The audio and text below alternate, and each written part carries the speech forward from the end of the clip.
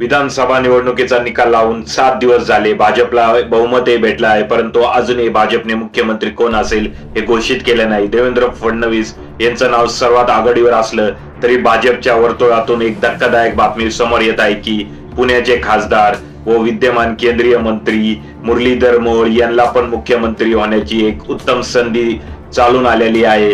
असं बोललं जात आहे की भाजपने ज्या प्रकारे राजस्थान, मध्य प्रदेश मध्ये अनुभवी चेहऱ्याला डावलून एका नवख्या चेहऱ्याला संधी दिली, तशीच संधी ते महाराष्ट्रामध्ये मुरलीधर मोहोळ यांना देऊ शकतात. भाजपला एक मराठा चेहरा पाहिजे आहे नेतृत्व करण्यासाठी महाराष्ट्रामध्ये, आणि मुरलीधर मोहोळ हे संघाशी निगडीत आहेत. संघाचाही त्यांना पाठिंबा आहे. तसंच ते अमित शहा, देवेंद्र फडणवीस यांचे सुद्धा विश्वासू आहे. त्याच प्रकारे मुरलीधर मोहोळ जर मुख्यमंत्री झाले तर देवेंद्र फडणवीस यांना राष्ट्रीय अध्यक्ष करतील भाजपचं. जे.पी. नड्डा यांना राजीनामा द्यावा लागेल अशीही चर्चा भाजपच्या वर्तुळातून ऐकायला येत आहे. आता पुढच्या 2 दिवसात सगळा पिक्चर क्लिअर होईल की कोण मुख्यमंत्री होईल आणि कोण केंद्रात मंत्री राहील किंवा कोण प्रदेश अध्यक्ष होईल. काय वाटते तुम्हाला?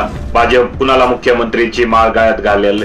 देवेंद्र फडणवीस, मुरलीधर मोहोळ, पंकजा मुंडे की चंद्रकांत पाटील, विनोद तावडे? काय वाटते? कमेंट करा कमेंट बॉक्स मध्ये.